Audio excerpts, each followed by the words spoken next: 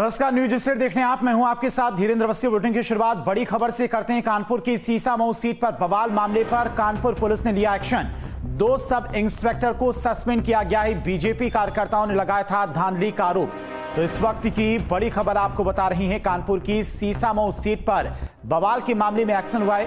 Kanpur police ने action लिया है। 2 सब इंस्पेक्टर को सस्पेंड कर दिया गया है। बीजेपी कार्यकर्ताओं ने यहां पर धांधली का आरोप लगाया था और उसी शिकायत पर पुलिस ने एक्शन लिया है। 2 सब इंस्पेक्टर को सस्पेंड किया गया है। तो बड़ी खबर इस वक्त की। और चलिए, बीजेपी के प्रदेश अध्यक्ष भूपेंद्र चौधरी क्या कुछ कह रहे हैं, सुनाते हैं आपको।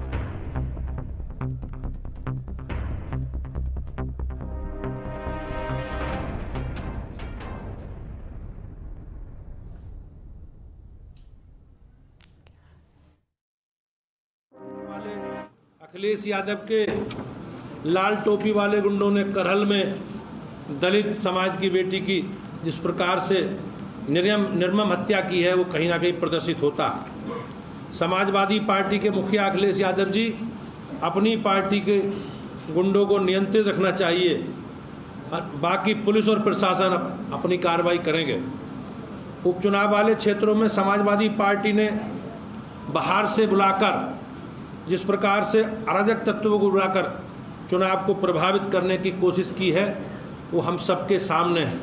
जिस प्रकार से बुर्का पहनकर महिलाएं फर्जी वोटिंग कर रही हैं, वो भी कहीं ना कहीं आपके सामने आया है। मैनपुरी में सैफई परिवार और अखिलेश यादव के गुंडे फिर से आतंकवाद का माहौल बनाने का प्रयास कर रहे हैं। इसे न सरकार बर्दाश्त करेगी, न भारतीय जनता पार्टी, न उत्तर प्रदेश की महान जनता। इन लोगों का कहना है कि लोगों की आईडी पुलिस चेक ना करे। ऐसा कैसे हो सकता है? फर्जी मतदान करना समाजवादी पार्टी की पहचान है। जिस प्रकार से उपचुनावों की शुचिता और पारदर्शिता को सुनिश्चित करने के लिए ये आवश्यक भी है। समाजवादी पार्टी और समाजवादी पार्टी के नेता अखिलेश यादव जी निर्वाचन आयोग पर सवाल उठाकर यह खुद और पर ही कुठाराघात कर रहे हैं कि गुंडई, अराजकता, अनिश्चितता फैलाना इनका ट्रेडमार्क है और जनता भाइयों बहनों सब समझती है। समाजवादी पार्टी की बेचैनी उनकी आउटसोर्सिंग नीति का फल है। वे फर्जी पहचान पत्र बनाकर मतदाताओं को प्रदेश में आउटसोर्सिंग कर रहे हैं। आरक्षण में भी ये धर्म विशेष को संविधान को ताक पर रखकर आउट ऑफ कॉन्टेक्स्ट जाकर आरक्षण देना चाहते हैं, जो स्वीकार्य नहीं है। समाजवादी पार्टी की तिलमिलाहट इसलिए है कि जनता इनके खिलाफ, और जनता ने समाजवादी पार्टी के जंगल राज को ठीक प्रकार से समझ और पहचान लिया। इसलिए निर्वाचन कार्य में जुटे अधिकारियों को अब धमकाने पर उतर आए हैं। संवैधानिक संस्थाओं को जिस प्रकार से आरोपित कर रहे हैं, उससे कहीं ना कहीं इनका चरित्र ये प्रदर्शित होता है। खुलेआम पुलिस, निर्वाचन आयोग, पीठासीन अधिकारी निर्वाचन तंत्र पर आरोप लगाकर उन्हें नौकरी जाने, पीएफ से वंचित करने जैसी धमकी दी जा रही है। क्या ये स्वीकार्य है? इसे हम कतई स्वीकार नहीं कर सकते। मीरापुर विधानसभा को लेकर और उत्तर प्रदेश में उपचुनावों को लेकर लगाए गए सपा के बारे में आरोप निराधार है। विक्टिम कार्ड खेलकर ये अपनी नाकाबिलियत छिपा नहीं सकते। इन लोगों का कहना है कि मीडिया बिकी हुई है, हर कोई बिका हुआ है। इनका कहना है बीजेपी के वोटर्स घर से नहीं निकल रहे और समाजवादी पार्टी के वोटर्स को वोट डालने नहीं दिया जा रहा। तो फिर भाइयों बहनों, ये वोट कौन डाल रहा?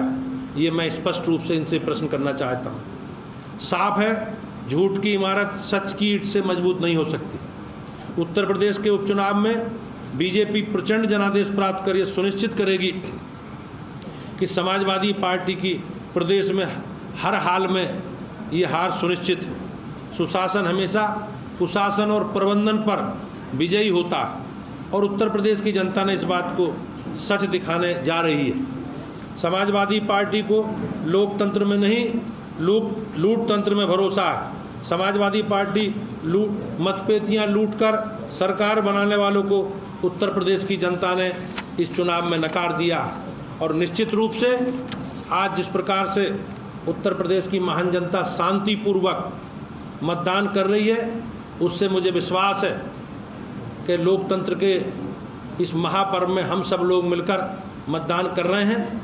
और जब परिणाम आएंगे तो निश्चित रूप से अराजकता, गुंडागर्दी करने वाले और ये माफिया राज और जो अपराधी लोग हैं और ऐसे लोग हैं जिन्होंने वोट के लिए करहल में अभी दलित बेटी की हत्या की है, इन लोगों को सबक सिखाने का काम करेगी। आप सबका बहुत बहुत धन्यवाद। सर, लेकिन अखिलेश यादव जी ने प्रेस कॉन्फ्रेंस की है, उन्होंने सीधे तौर पर कहा कि भारतीय जनता पार्टी बेईमानी कर रही है, वोट से उपचुनाव लड़ रही है।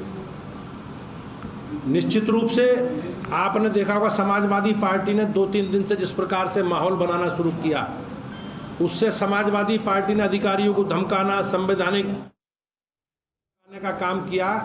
उससे वो ये मान चुके हैं कि प्रदेश की जनता अब अराजकता करने वालों के, गुंडागर्दी करने वालों के, बलात्कारियों के साथ नहीं है। भूपेंद्र जी, अखिलेश यादव कह रहे हैं कि वो अपील करते हैं कि लाइन में लगे रहें 6 बजे तक, 7 बजे तक, 8 बजे तक, जब तक वो नहीं चल जाता बार-बार जाए, ये वो अपील कर रहे हैं। निश्चित रूप से हम लोग सब मिलकर भारतीय जनता पार्टी के सभी कार्यकर्ताओं ने घर घर जाकर इस देश के और प्रदेश के सभी 9 विधानसभा के उपचुनाव के मतदाता भाइयों बहनों से अधिकतम मतदान करने की अपील की है। और ये लोकतंत्र में हमारे लिए एक अवसर है अपनी बात कहने का, और अब मतदान करना हमारा अधिकार है और सरकार ने उसकी पूरी शांतिपूर्वक व्यवस्था मतदान की लोग करें, सहजता के साथ मतदान करें। हम सब लोग मिलकर इसके लिए प्रयास कर रहे हैं। अखिलेश यादव का ये कहना है कि जो उनके वोटर्स हैं उनको रोका जा रहा है, लेकिन वो अपने वोटर से 7 बजे के बाद भी बार-बार जाए, लगातार जाए। अब वोटर से अपील कर रहे हैं और आपने देखा किस प्रकार से हत्या करा रहे हैं। आज समाजवादी पार्टी के चरित्र को, अखिलेश यादव जी के चरित्र को प्रदेश की जनता समझ चुकी है और समाजवादी पार्टी के अराजकता का, गुंडागर्दी का, इन बलात्कारियों का प्रदेश में, इस राजनीति में कोई स्थान अब बचा नहीं। धन्यवाद। तो बीजेपी के प्रदेश अध्यक्ष भूपेंद्र चौधरी को सुन रहे थे, जिन्होंने अखिलेश के आरोपों पर पलटवार किया है। लाल टोपी वालों की कारनामे सब जानते हैं। यूपी बीजेपी अध्यक्ष भूपेंद्र चौधरी ने अखिलेश की तरफ से जो आरोप लगाए गए थे उन पर बड़ा पलटवार किया है। एसपी के कार्यकर्ता गुंडागर्दी कर रहे हैं, हार के डर से एसपी बौखलाई हुई है।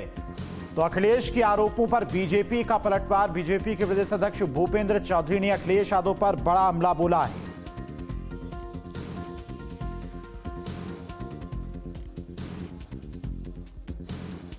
एसपी की कार्यकर्ता गुंडागर्दी कर रहे हैं, हार के डर से एसपी बौखलाई हुई है।